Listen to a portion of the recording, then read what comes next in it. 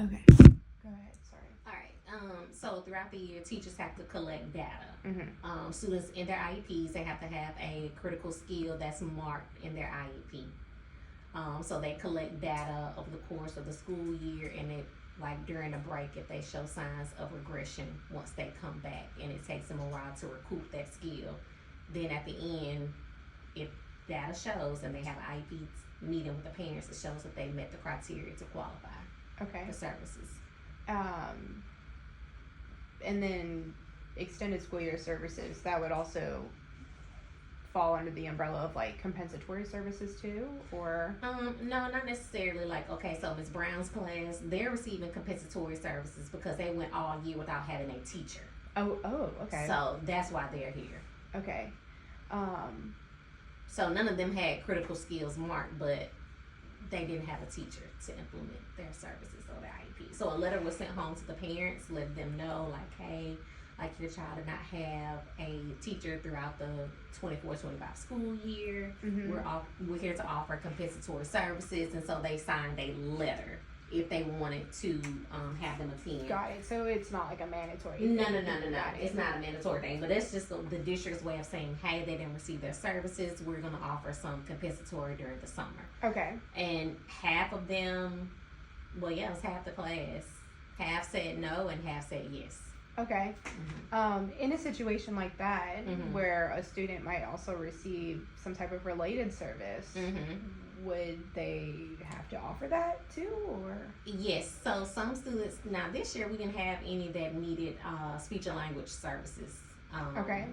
So everything for all the students that are here this summer is basically just their critical skills, like a functional goal or a behavioral goal. Okay. No related services this year, Okay. surprisingly. Are there any guidelines for like maybe you don't take this type of student because their medical needs? No. Okay. Mm-mm. Mm-mm. Okay. You see, we have a nurse here. Nurse Larry is here to provide a feeding. Mm-hmm. Oh, I did see that. Yeah. Feeding. We have students that have seizures. Mm-hmm. That has a diastat, but because the hours are so short, the students that take medication, most of the parents said because we get out at 12 that they'll just give them their afternoon doses once they get home. So no one's actually taking medication here during the day. Okay. Is that kind of typical, or is it because y'all's hours are different this year, or? It just all depends on what time the medicine, most medicine is like, Sure. twice a day in the morning and afternoon. But again, because we get out so early, like at 12 o'clock, they're on the bus heading home. Got you. Okay. And just to clarify too, transportation, it doesn't matter where they are in the district. Our buses go all over. We have a bus coming from Centradale, Wilmer, all the way down to Grand Bay area. Okay. And then in terms of like logistics, like planning activities and Yes. stuff, what all does that go into as far as your position? Like, what do you do for this? My planning started a couple months back. It started really at the beginning of the school year. Ross set up the Survey Monkey, and we monitor that to see who's been entered into the Survey Monkey at the beginning of the year, another mid-check, and then the final listing. Once the final listing is set in, then that's when I do all the background logistics stuff with the cafeteria manager, CMP, having to turn the lunch counts in. Does anybody have any food allergies? Next, transportation with the buses. It's a lot to coordinate because you have to look at their IEP, coordinate what's in their IEP along with the sped bus transportation form. Like all that has to match. Their behavior plan has to go along with their transportation form. To transportation, I think that was the biggest headache. Transportation. Yeah. Working that out, the logistics out, because sometimes what's in the IEP does not match what's on the transportation form, and so I would have to go in and fix that and make sure that it is correct, that it matches. Got it. Do you do anything as terms of staffing? Are you involved with that? Yes, had to hire all the staff. That was another headache. Through this new system that Mobile County has now through the EASE program. First EASE was not up and running. Of course. Once So being a site facilitator, so Miss McGee had to hire me. Once she hired me and I got approved, then I was able to go in and make any changes with the hiring process. Another thing that has changed this year, like if your certification ended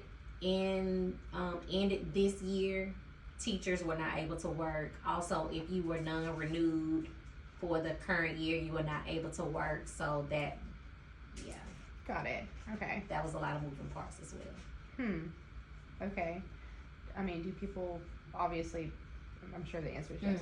Do people, like, apply to work this knowing that they might not be certified? Yes, I mean, well, everything was kind of like last minute being put up because again, we kind of switched to a different program, so you Okay. had to go in through that program to apply. got it. So it took some time. Mm-hmm. Okay. Yeah. Okay. That makes sense. Yeah. Okay. I think that's pretty much it for me. Do you have any other things about ESY planning wise? No, it's just a lot of planning.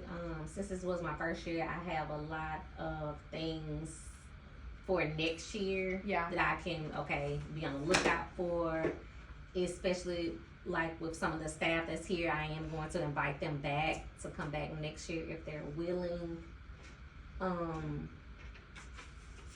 There are not a lot of kids here, like and two with ESY, like even though like some of the students had the criteria, like they qualified during registration, when I'm calling the parents, because registration I just call them via phone because they live all over the district.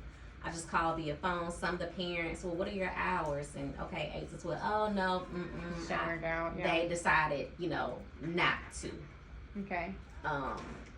So I know this was done previously before, but just having the parents when they meet for that final IEP meeting say, hey, they met the criteria for ESY, to let them know the hours and let them make the determination then, because again, lunch forms have to be turned in way prior to that. Transportation forms have to be turned in. So kind of way to let the parents know it's not like literacy camp is not from 8 to 3. It's only half a day. So yeah. Okay. I think that might be all the questions I can think of. Okay. Okay. Thanks.